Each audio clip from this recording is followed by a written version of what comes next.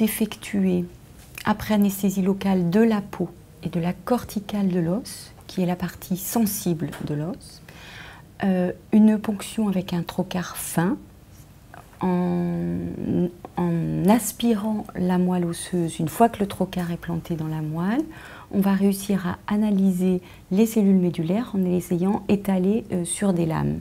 On fait une analyse au microscope.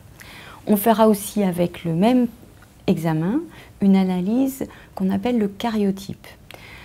En fait, on va aspirer un petit peu plus de moelle osseuse qu'on va mettre en culture dans un milieu de culture particulier pour les cellules myéloïdes de la moelle.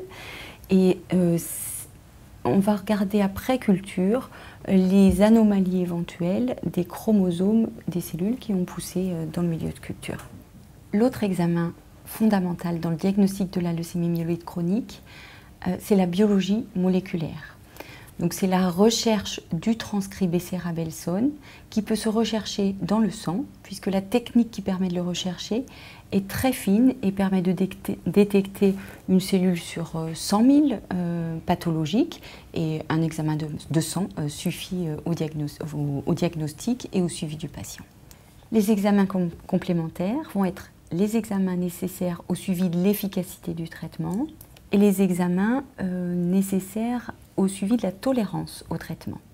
Les examens nécessaires au suivi de l'efficacité sont des bilans sanguins avec la biologie moléculaire, des bilans médulaires avec le cariotype.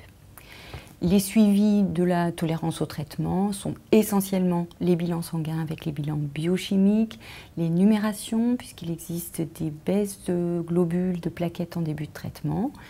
Et il est nécessaire pour certains traitements d'effectuer des radios thorax, et des électrocardiogrammes et des échographies cardiaques.